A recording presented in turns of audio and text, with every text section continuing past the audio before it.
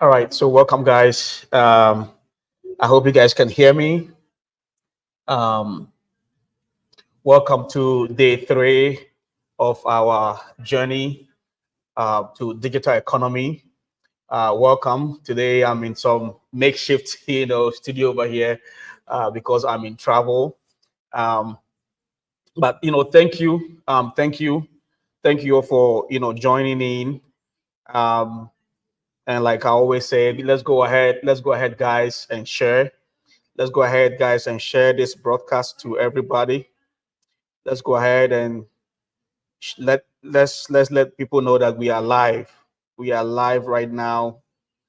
We are live right now with our in this series. In this series, we are live. Let's let people know that we are live right now. So let's go ahead. Let's go ahead and share this broadcast to everybody, to everyone that we know. Let's let them know that we are live right now. All right. Um, So we have been on a journey. Today is day three. Guys, I hope I'm audible. Can you guys hear me? Let me see in the comment section if you guys can hear me. Let's say yes, we can hear you. Post something in there in the comment section, guys. Post something in the comment section. Um,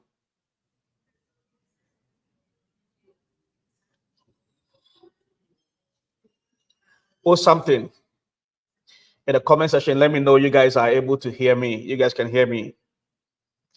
All right. Can you guys hear me? Am I audible? Am I audible, guys? Am I audible? Am I audible? Okay. All right. Yes. All right. So we are on a journey, like I said. We've been talking about digital economy, mastering this new digital economy for the past couple of weeks now. We on day one we talk about a couple of things.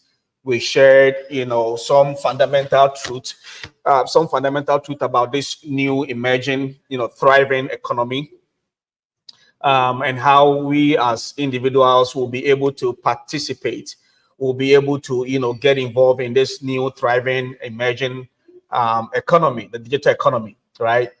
We talk about that on day one. Day one, we discovered a lot of things. We discovered, the difference, the basics when it comes to economy. Not just that, but even day one, we talk about microeconomy and macro, right? And our goal is to be able to create our own unique microeconomy, our own personal economy. Guys, put it in the comment section if you can hear me.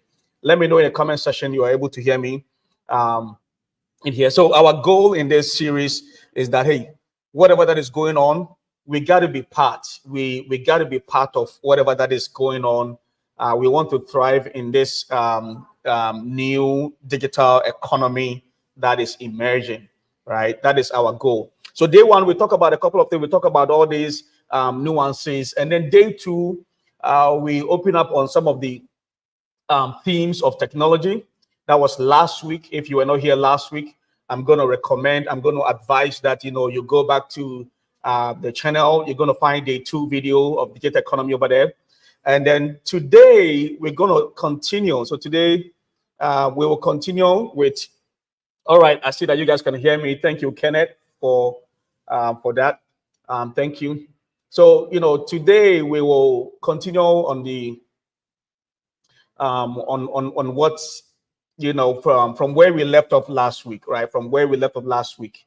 So last week we started with the themes of the new economy, the themes of the new economy.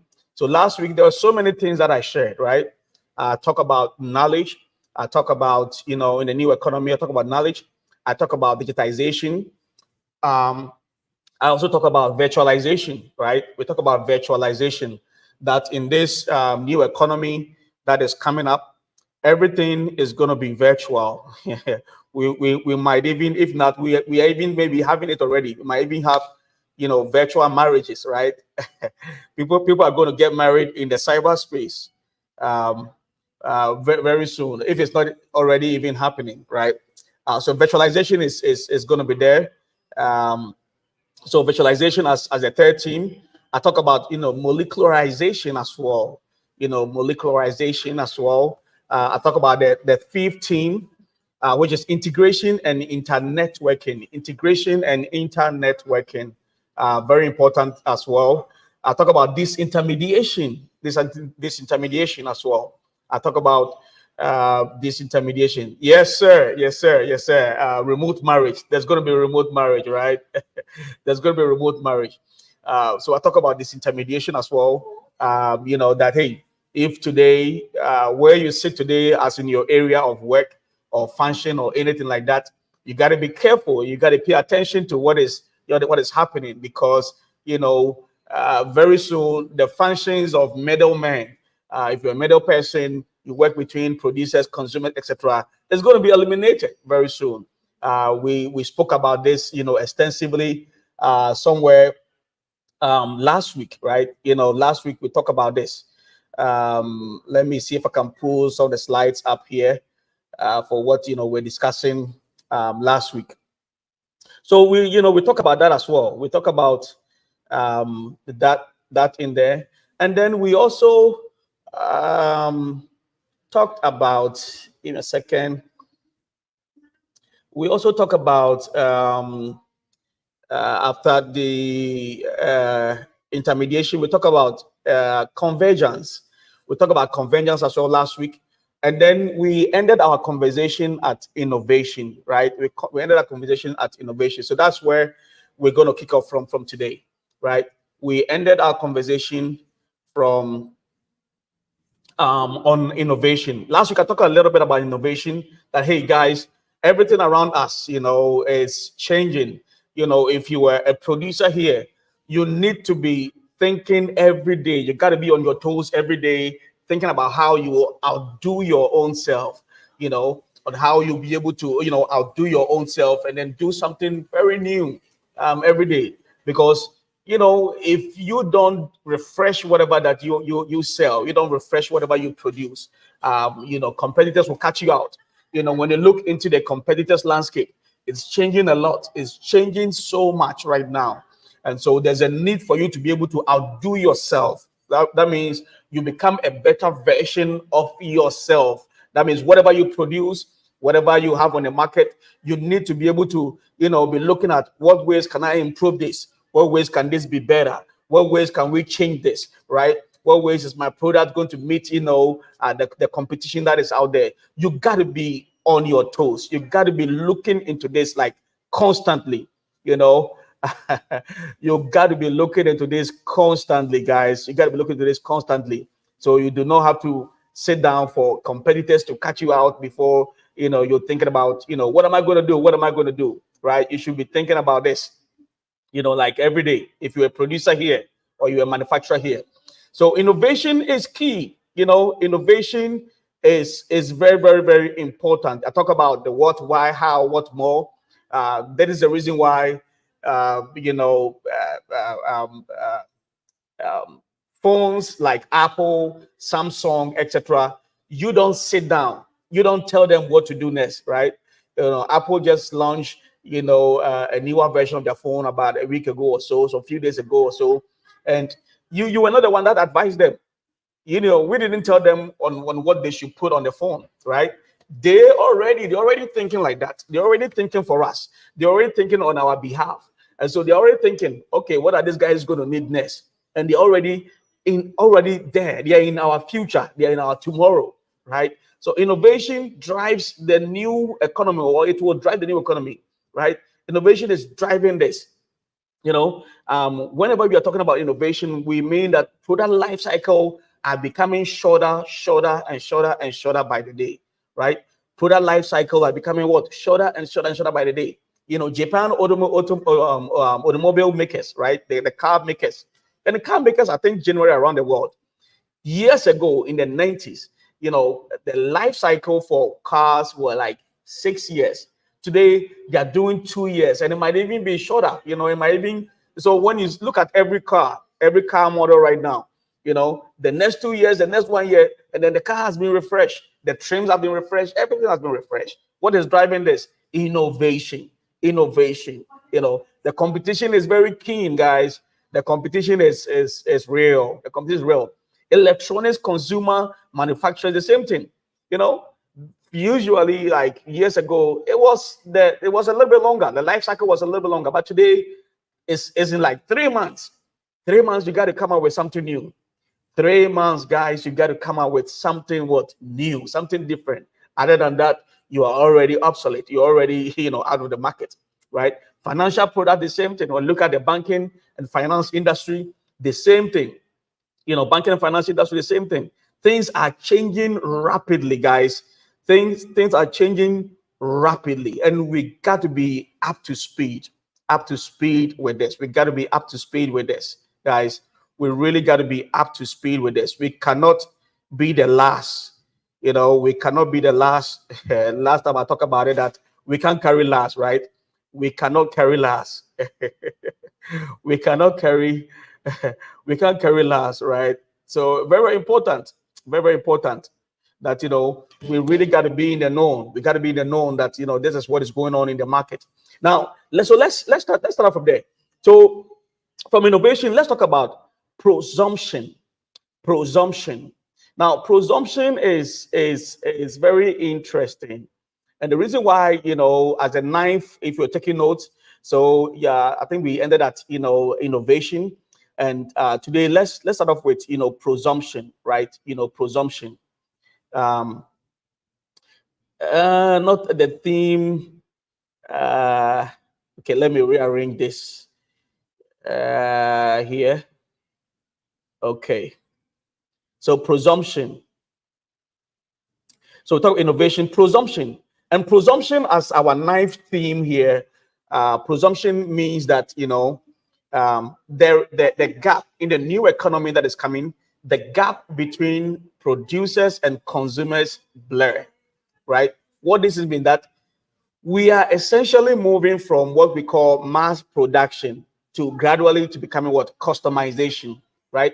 We are moving from mass production to what? Customization. Mass production to what? Customization. In the old economy that we're all aware of, what was happening was that, there's a lot of things like, we produce a lot of things in several thousands units, millions, etc.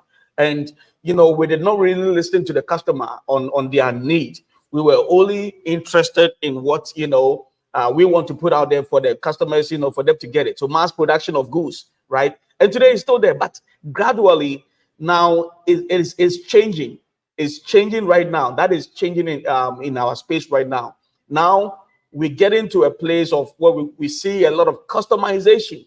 So when you're buying things, if you're buying car, you're buying different product, etc., the customer has opportunity.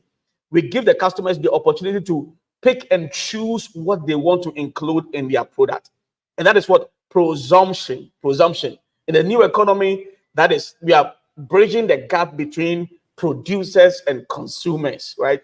Producers and consumers, and so it's very evolving right now. So whatever the customers need, you cannot just throw anything out there. You cannot just throw anything out there, any product, anything out there, and say, hey, I produce this. You need to be able to design your product so that the customers, they can choose and pick what they want, right? You don't choose and pick what you want to sell to them and just say, hey, just go ahead and pick this. No, you have to listen to the customers. You got to give the customers a tons of options, and then they got to pick and choose. So the customers design their own experience, right? So if you're selling cars today, the customers can pick, I want this in the car. I want A, I want B, I want C feature, I want D, I want E, I want F. So customers get to pick and choose the kind of product that they want. They get to choose the kind of product that they want. They got to choose the kind of product that they want in there, right? So that's presumption. Customization is, is coming up a lot in a lot of things that we do today, even in the media landscape. Today, you guys will bear witness with me that the media world has changed. Our media, landscape, media as we used to, we knew it to be that it has changed a lot. Now we don't rush. We don't say that the news is going to be at 7 p.m. So 7 p.m. everybody is seated by their TV. They are going to watch, this news, whatever. Now, if I want something, I get to pick and choose. I get to pick and choose the kind of news experience that I want. Right now, today, I got to pick and choose the topics that I want to listen to, the kind of topics. So, media landscape has changed. It is totally overhauled. I would say, totally overhauled. So you got to be able to pick and select the kind of topics, the kind of experiences, the kind of things that interest you, and not just the media companies trying to dump anything on you, the viewers or audience or listeners, right? So this has changed a lot. This has changed as well. This has changed as well. So presumption is on the rise, guys. Presumption is on the rise. The programs that I want, you can't just give me anything. If I'm interested in finance, if I'm interested in banking, if I'm interested in a certain type of topics, aviation, renewable energy, solar energy, etc., that is the kind of things that I want to hear. And today our media, that media space is being designed. The customer's experience is of priority to the producers, and so they give the customer the options, the availability to be able to choose and pick and choose whatever that they want in there. This is changing the new economy as we see it right now. Now, the 10th theme, right? We're picking up from last week. The 10th theme that I want to talk about is immediacy, right? In the new economy that is emerging, speed is of essence. The hottest commodity that we are selling today is speed, guys. Somebody type in speed for me. I want you guys to type in speed. Speed. I want you guys to comment, whether you're watching from Facebook, you're watching from YouTube. Comment speed for me right now. Comment speed. The commodity that we are selling today is speed, immediacy, speed.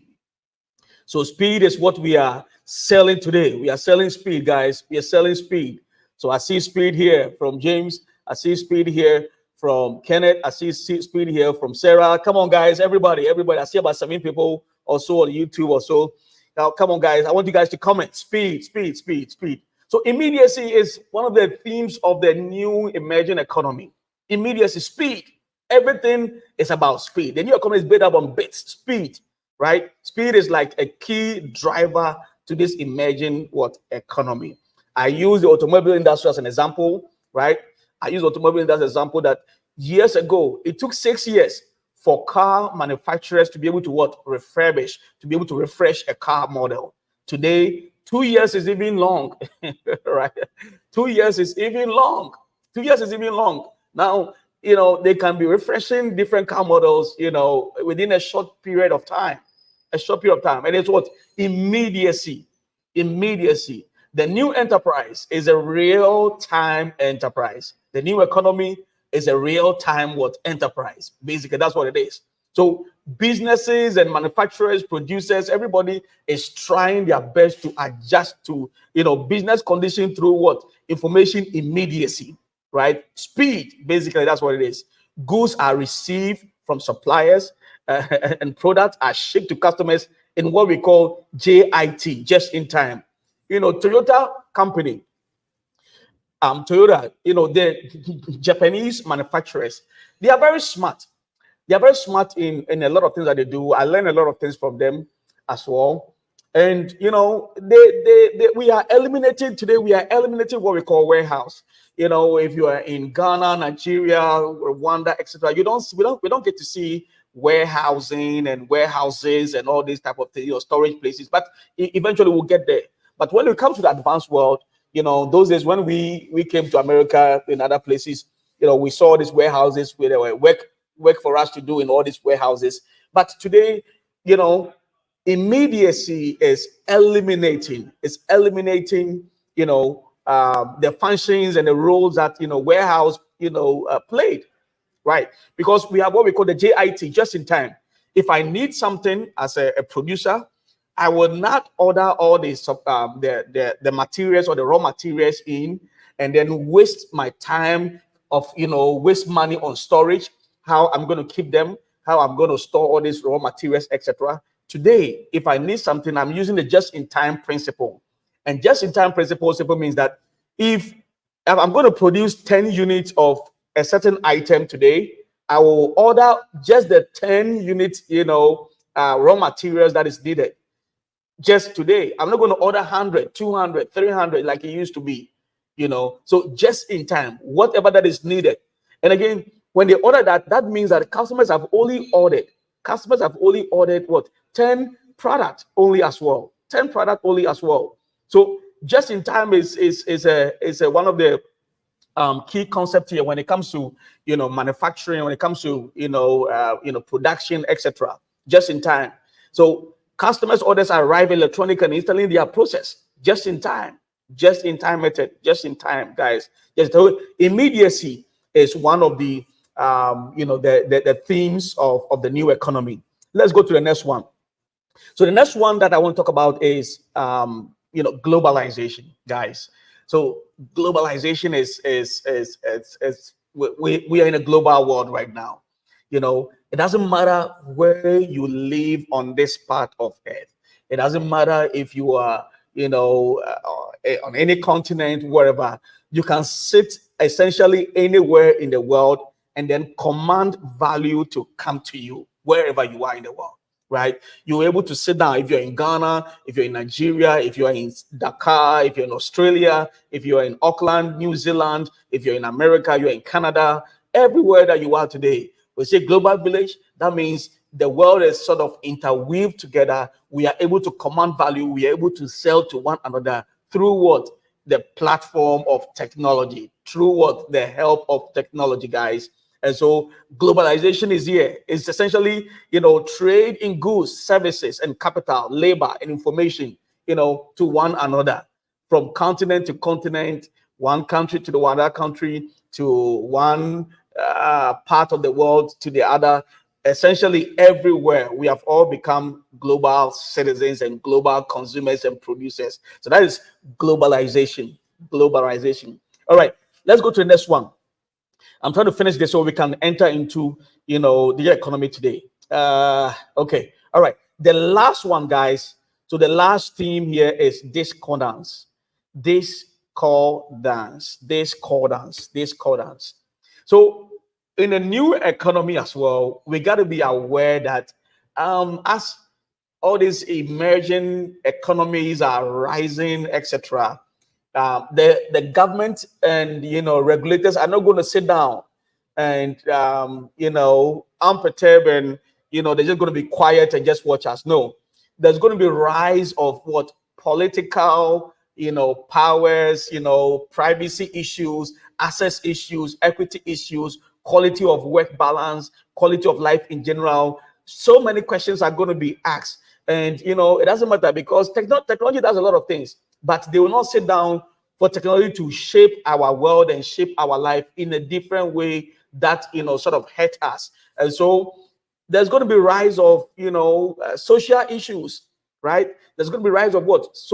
Potential social issues. People are going to rise up and say, hey, what we are doing, what is emerging, are we looking at the human factor? Are we looking at what concerns us, as human beings, etc. So yes, it's a digital economy. Yes, it's everything is being advanced and being driven by technology. But yes, we will not just look on for things to just happen, and then the human factor is what? Inconvenience in a certain way. So digital economy is fundamentally different, but there's going to be new rules, there's going to be new regulations, and we got to pay attention. The term labor is undergoing radical redefinition, because today, if you had laws that just govern a certain people in a certain jurisdiction, a certain location only, you got to be able to look at your laws again, because people will be working from somewhere else, 7,000 miles away from your country, etc. But they are supporting your, production and manufacturing other things in your country. So the labor laws have to be redefined. right? So discordance is, unprecedented. There's going to be unprecedented what social issues that have to begin to rise out of what this emerging economy. All right, guys, now let's go into digital economy. I want to use the next 30 minutes to get into this, and then next week we will we will still be riding on, we'll still be going on this journey.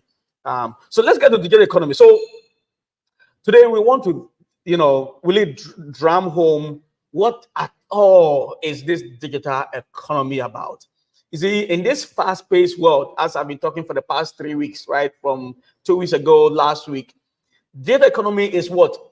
Reshaping how people live. Digital economy is what? Reshaping how people live, how people work, right? How we thrive, everything. Whether you are from an advanced world or from an emerging market, or this new economy presents both opportunities and challenges as well. So today, I want to really break it all down step by step so that even a child, a 10-year-old child, 12-year-old child, kid can understand this. All right. So what is digital economy? What does it mean when we are talking about digital economy? And guys, I want you to share. If you have not shared this broadcast, go ahead, like it, share. Go ahead and share for me. Go ahead and share this broadcast. Share to your school groups, share to your other interest WhatsApp groups. Let them know. Let them know that we want people to be aware of this. If in the 90s, when internet boom happened, we were sleeping. Today we don't want to sleep, right? We want to be conscious. We want to be aware of this so that we will not be behind. We will not be behind, guys. We will not be behind. So share this broadcast to to people for me. Share this broadcast. Let's make sure that we are sharing this. I'm sharing this myself. Let's share this. Let's make sure that we are sharing this broadcast to everybody. Everybody. I'm sharing this myself. So let's share this, guys. Let's share this. Share this.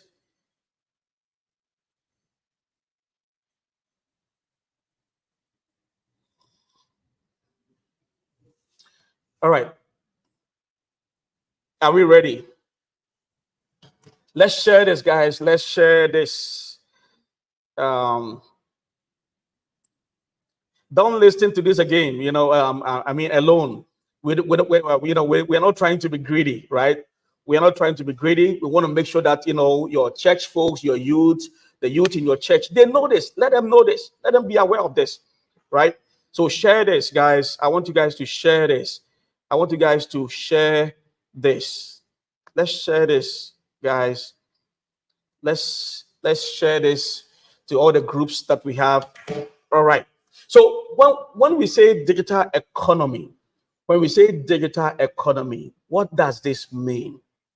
So let me start with an example here. Let me use this example, guys.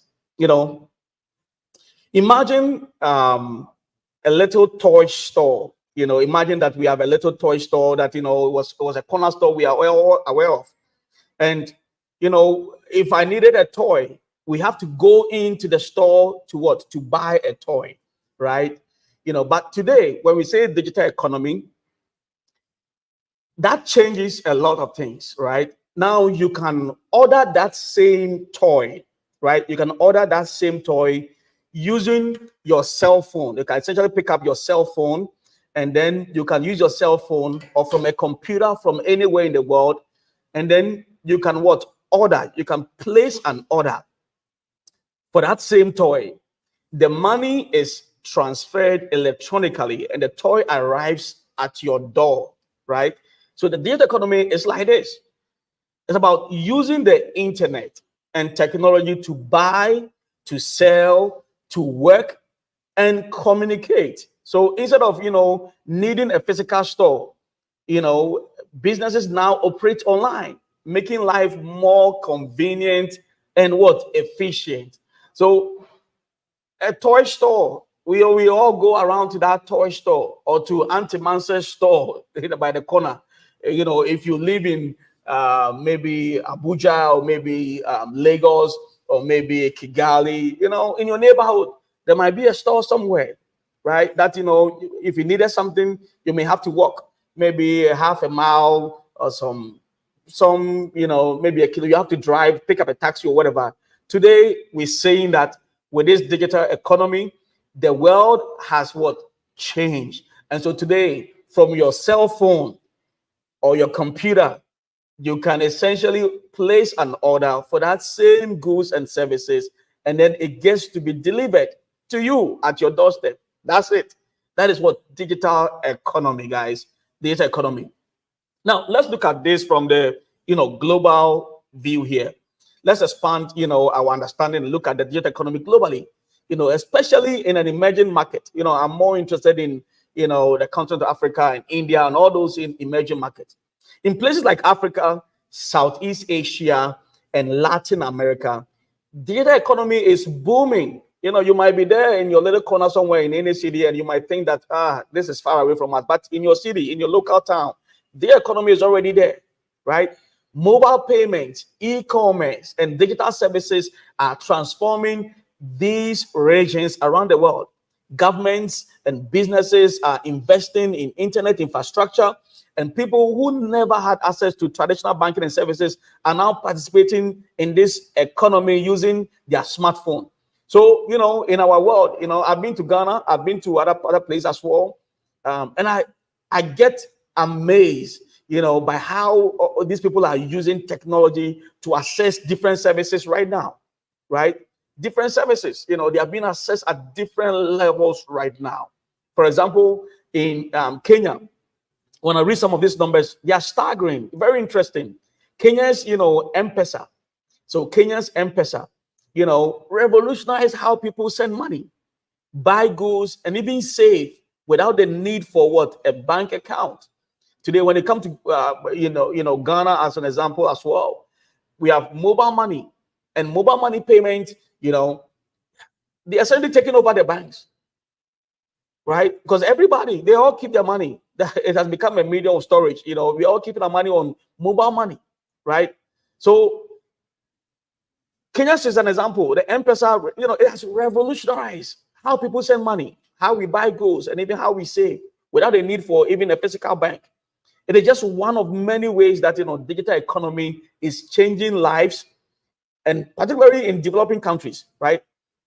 Now, I strongly believe that even though it is an emerging thing, emerging trend in emerging economies like Africa, Southeast Asia, etc., but I think advanced world, this digital economy has been one of the ways that maybe a lot of people they've escaped from poverty.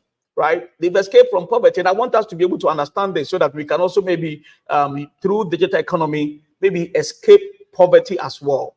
In most advanced countries, many people have taken advantage of digital economy to escape poverty. So let's look at some example of gig economy platforms like Uber and freelancer platforms. In the United States and Europe and even in Africa right now, people can start working on these platforms with little initial investment, right? Little investment, whether it is driving a car or offering, freelance digital services like graphic design and programming, etc. If you're in the computer world, as we know it, a lot of things is changing. But this is all part of what digital economy. What has helped them succeed is basically access to what? Technology. Access to technology and well-connected internet infrastructure are key to this. Also, public and private initiatives in all this, in digital literacy have helped people learn the necessary skills as well. But it is not just the technology, it is also a mindset thing. Mindset. And that's where I want us to, get to. Mindset. It's not just the advancement, the innovation and, technology and all these things, but people's readiness and they are willing to learn and adapt to all this advancement that is going on, right? Now, when we say digital economy, is it fuel or driven by the public sector or the private sector? Is it fuel driven by the private sector or the public sector? It is driven and led by by the private sector alone. Or is it a public sector also involved? Well, I think that they are both critical. They all play a huge, crucial roles in this thriving new economy that we are talking about. The private sector is often at the forefront, creating platforms like Amazon, Alibaba's, and the PayPal's, and which facilitate transactions and services like we know. The private sector plays a key role, though, but government have an essential role as well, too.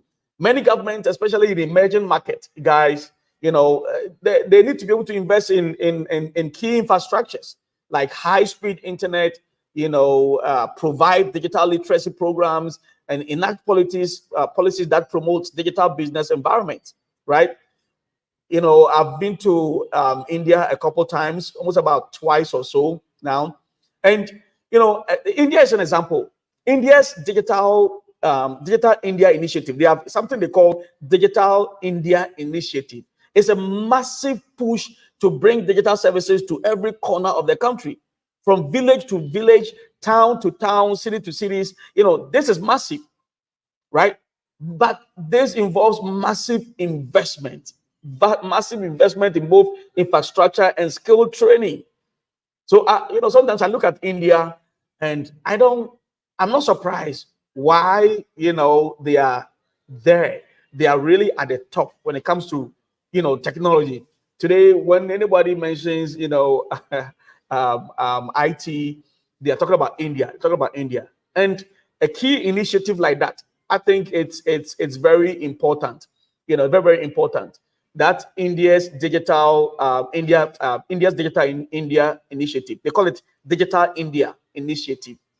I think it has played a huge role, And so today, whether they live, somebody's in the village, any corner in India, you'll be surprised the things that they know, right?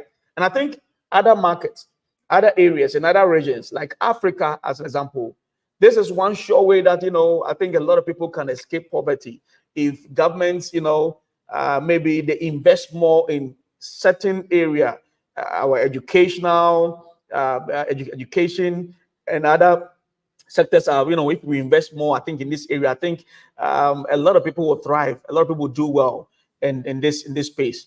Now, let's look at compliance issue when it comes to digital economy. Let's talk about compliance. Now, even though I'm saying all these nice things about digital economy, but let's talk about compliance. Whenever you are dealing with, technology and data, right? Whenever you are dealing with technology and data, and there are rules to follow. Anytime you are gathering, collecting people's information, collecting people's data, there are essentially rules that must be followed. These rules and regulations ensure that the digital economy functions safely and fairly. Let me mention that again. When we have rules that governs a certain process, a certain a space, it only ensures there's not to any stifle innovation or do anything like that. No. It's just there to ensure that we are playing safe and it's fair to everybody. The European Union, I read something about the European Union. They have an example what they call the GDPR. It's General Data Protection Regulation. What that does is that it protects people's personal data online. And I think in a lot of jurisdictions and other countries as well, they also have all these other data privacy laws, etc. Also in there. And I think this is very important. This is healthy as well. Businesses must follow these rules when collecting, storing, and using data. You're using customers' data, you're using business data, you're using other things like that. We need to make sure that we follow the rules that are in there. Different countries, they have their own regulations, and understanding these compliance requirements is critical or crucial when you want to operate in the digital space. So if you're watching me from Southeast Asia, you're watching me from East Africa, West Africa, North Africa, South Africa, wherever you're going to be watching this broadcast from, I want you to, before you get all excited about all the things that we are about to talk about, I want you to also pay attention to compliance, right? Compliance. What does the law says in that area? What does the law says in that jurisdiction?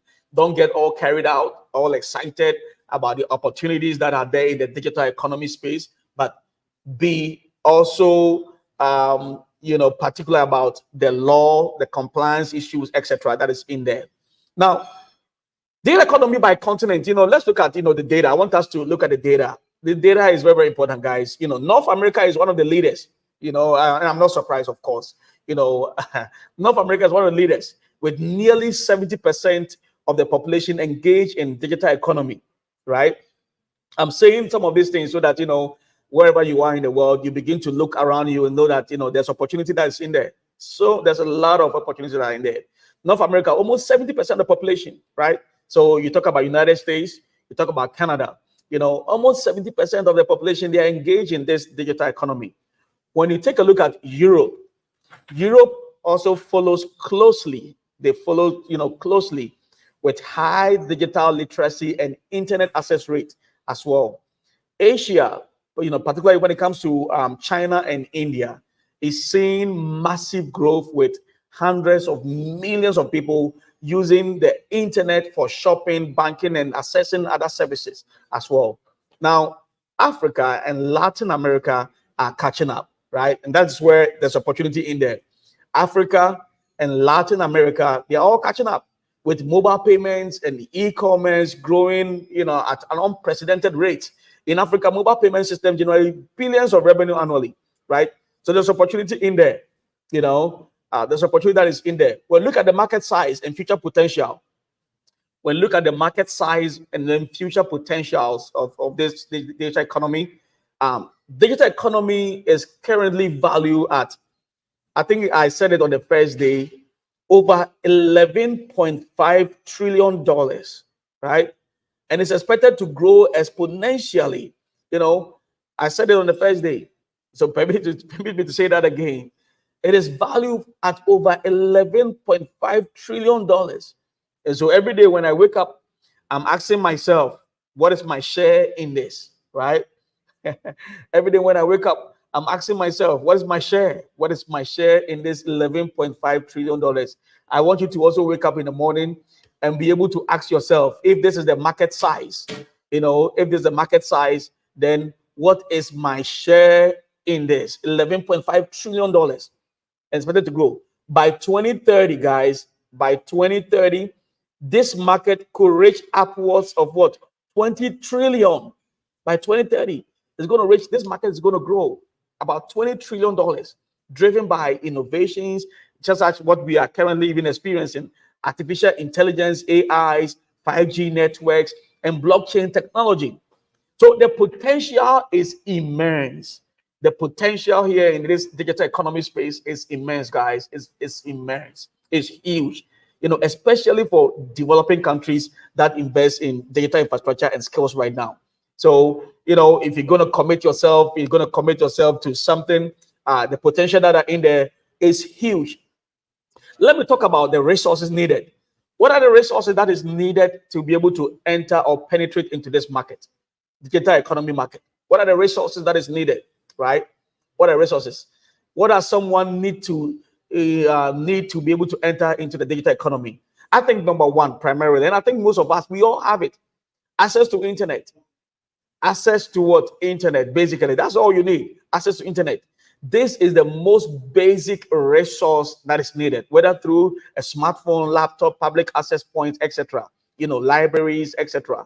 If you're in Ghana and you don't have access to internet, but it's going to be hard because you need internet to be able to watch me. So if you're watching me, that means you have access to internet. But let's say you have limited access to internet, but by chance you are watching this. There are places in Ghana that you can essentially go over there and have access to internet to do whatever you want. One of them is the Ghana Export Promotion Council. They have a space over there that citizens can essentially walk in. It's free. Walk in. And the whole day you can be there researching, right? And they have resources, materials available. And I'm sure in your country, wherever you're watching me from, whether you're in Zambia, you're in Rwanda, Egypt, Morocco, wherever you're watching from India, from America, everywhere, there are resources around you. So number one resource that is needed is what? Access to what? The internet. I think number two resource that is needed to be able to enter into this market, is digital skills. You got to have digital skills, guys. You need to have digital skills. Understanding how to use platforms like e-commerce websites, digital payment systems, or freelancing platform is essential if you truly want to participate. If you truly want to participate in this thriving digital economy, then you got to be able to use platforms such as e-commerce. You might be a seamstress, you might be sewing, maybe you do all this fashion, you're a fashion designer, you make all these dresses, beautiful dress, etc. You are doing well, right? And I'm going to congratulate you for that you've taken steps, doing well in your own space. But that little corner where you sit today, that people have to come to you and say, hey, I'm going to come up with just a makeup name and say, maybe you're called Michael, right? Or maybe you call maybe Efua, or maybe you call maybe Abigail, whatever name, right? At that tiny corner where you have your fashion shop, your designer, your fashion designer over there, you are doing well. But if you can learn some basic digital skills, do you know that you can put whatever that you make, the dresses that you make, these beautiful dresses, you can take pictures with your smartphone, put them online for people to see, so that you can attract customers everywhere, right? It is good to sell to the people that you know at your church, but if you do that, you are limiting yourself big time, right? If you're only selling to the people that you know, your friends, your schoolmates, the people at church, you are limiting yourself. You have the whole world to sell to, right? You have the whole world, you have the entire world to sell to. And so digital skills is very important. How do I put my stuff? How do I put my dresses? How do I put the dresses that I make, on e-commerce platform? And you got to know, number one, what are some of the e-commerce platforms in your area? If you're in India watching me, if you're in America watching me, if you're in Ghana watching me, you're in Nigeria watching me, you're in Burkina Faso watching me, you're in Senegal watching me, you got to know the e-commerce platforms that are available in your own jurisdiction, in your own locale, right? In your own local territory. You got to know, right? Once you know this, then you learn the data skills, then you'll be able to put what you do. Because just sitting down at one corner, one space, and vegetating over there, you are doing your own self a disservice. I must say, you are doing your own self a disservice. So I think the number two resource, right? The resource that I needed, I said number one is what? Access to internet. I think number two is what? Digital skills, right? Understanding how to use platforms such as e-commerce website, digital payment, understanding how to receive payment. Don't just concentrate on just making products and selling to your friends and family and etc. But be ready to be able to receive payment globally. Be ready to be able to receive payment globally. So understand how payment systems work. How do I connect my bank account to these platforms so that when people pay, it comes directly into my bank account? Don't just be excited and be enthused about just receiving cash from people. You are limiting yourself, right? It starts from there. So digital skills is very important. And then the number three, the third resource that is needed, it's not really needed in most cases, but third resource in some cases is what? Capital. A small maybe financial investment is necessary. Maybe you might need a good phone to take pictures of your product or whatever. You might need a good computer to be able to manage, your the e-commerce profile that you create and do all of that. So a small capital that you might need, in some cases, not all the cases, in some cases, is maybe a small financial investment is necessary. But you can often start with minimal cost if you have the right skill, right? I always say this, and I jokingly say that, and I think it's true now. The very first capital that you need is yourself, right? The very first capital that you need is your own self. The very first capital that you need is your own self. You got to be able to stand up, wake up, and say that I am ready, to do this. I'm ready to participate in this digital economy space, right? So Capital, in some cases, not all the cases, but in some cases, you're going to need that. Now, what are some of the barriers to entry? Are there some barriers to entry? Yes. While the economy is open to many, right? While the economy is open to everybody around the world, there are still barriers. And some of these barriers might include limited internet access. In rural and underdeveloped, areas, poor internet infrastructure can be a major hurdle, right? You know, lack of digital literacy. If you don't have the kind of skills that we're talking about, it can be a barrier as well. But it's not going to be impossible, right? You can learn. And then some instances, maybe some of the barriers could also be regulatory, right? Regulatory barriers, right? In some countries, some other jurisdictions, there might be strict regulations that make it impossible for new digital businesses to flourish. And I get it, right? I get it. There are some countries, etc. They have, strict laws, but you just have to learn it. Sometimes what we don't know, it could be an impediment for us. What we don't know. Sometimes because you don't know it, and sometimes you think that because you don't know it, maybe the government that they have regulations that does not permit us to be able to enter into such markets, right? So this can be some of the barriers, to entry. But there are opportunities for newcomers, new entrants everywhere. If you ask me, are there chances for newcomers? Absolutely.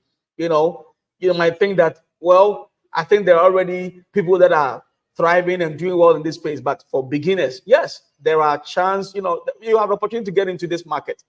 The digital economy is vast. I want you guys to understand this. Digital economy is vast.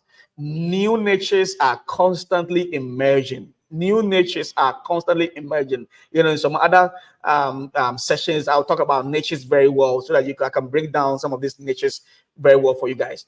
But whether it is starting an e-commerce store, offering a freelance services, or even creating a blog or YouTube channel or whatever, there are plenty of opportunities out there that I want you guys to be aware of. Many of today's largest, digital companies started in someone's garage and basement. Some of the business that we know today, like Amazon, we know them today because they are big today. But when they started, they were very small. Some of them started from garages and small places, tiny corners, etc. But today, they are big. So I want you to understand that there are chances for what? Newcomers. There are chances for new entrants to come in. And, of course, if you ask me, are there challenges in the digital economy space? Yes, there are challenges in the digital economy space. It is not all smooth sailing. Sometimes you might hit some challenges. One of them is cyber security threat, right? You guys might not have to worry about some of these things, but I want you guys to be aware. Cyber security threats are there. Number two is what? Rapid changes in technology.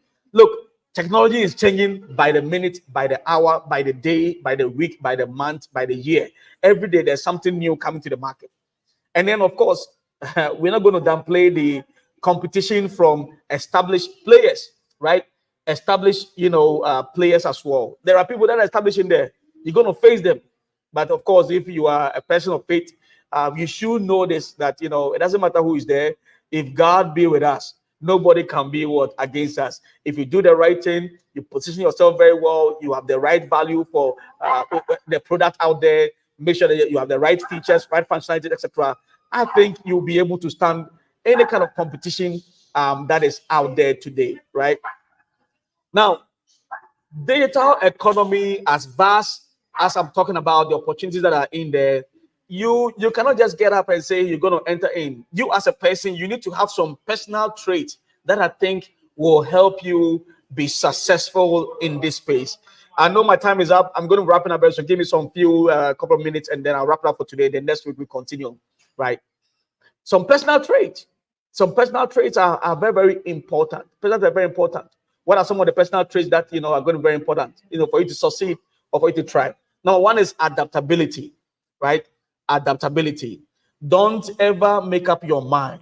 Don't ever say that all that you know is all that there is out there. No, you got to be able to adapt. As things are changing, you also change. Don't say that this is all that we have been doing since 10 years ago, 15 years ago, 20 years ago, since Kwame Nkrumah's time. That's what we have been doing. If you're from Ghana or if you're from Nigeria, don't say that, since, Yaradua's time, Babajide's time, or any of your leaders out there, right? Don't just say that. You got to be able to adapt. The digital economy changes quickly, fast, and then personal traits number two that I think it will help you succeed in this space, space is curiosity. You got to be curious. You got to be curious. You got to be curious. You got to be curious. Curiosity is important. Always be ready to learn new emerging technologies and trends. Don't just say that, as for this social media, it's for kids. I know some business owners that, years ago, they were talking about, they were downplaying the power of social media, and they were talking about Facebook and all these other platforms and saying that, oh, this one is for kids. This one is for kids. And later on, they realize that, their customers, they are all over there. The customers that you want to sell your products to, they are all on this social media. So if you are an elder person here watching me, don't just say that, oh, this one is for this one. Your customers, that's where they live. That is their world. So you got to be open. You need to have an open posture, an open mind. You got to be curious about, emerging new technologies and trends. You got to be able to have that open posture, be aware. And then the third thing, as I wrap up for today, is resilience, right? Resilience. You will face challenges, guys, but the key is to keep going. The key is to what? Keep going. This space, you not just get up, stand up, and start participating and start moving and start going. You're definitely going to face challenges. There are things that will knock you down, but you got to be able to understand that it's part of it. Failure is part of the process. Failure is not the opposite of success. Failure is part of the process to what? Being successful, right? So when you fail at something or at the beginning, that is not the end of it. Don't just say, that's it. I'm packing up. I'm done with this. Failure is not the opposite of what? Success. Failure is part of what? Success, guys. Next week, I'm going to start here on the steps that, you can take to participate in this digital economy. So we talk about step one by one. So don't miss next week. Next week, I'm going to talk about steps that, that you as an individual, if you have a company, if you have a business, what kind of steps, the steps you need to know that will help you, get into this market, and start something in there. And then we'll talk about some other things in there. And then, if time permits, maybe we'll get into gig economy next week as well. Thank you all for joining. I know I started late. I started about 5 minutes late today, but thank you, guys, for joining. I see you all, and don't forget, guys. Don't forget to like the stream. If you don't like it, go ahead right now. I want to see that right now. Go ahead and like it, and then share to your friends. Share to your family groups. Share to people that you think this information is going to help them because of the area and where they sit, whether in business, their career, their maybe professional, career, whatever. Share it to them. Let them know that we are talking about this. Nobody is going to be last, right? We will not have to pull anybody from behind. All right. Thank you, guys. God bless. I'll see you guys next week. All right. Goodbye from me here.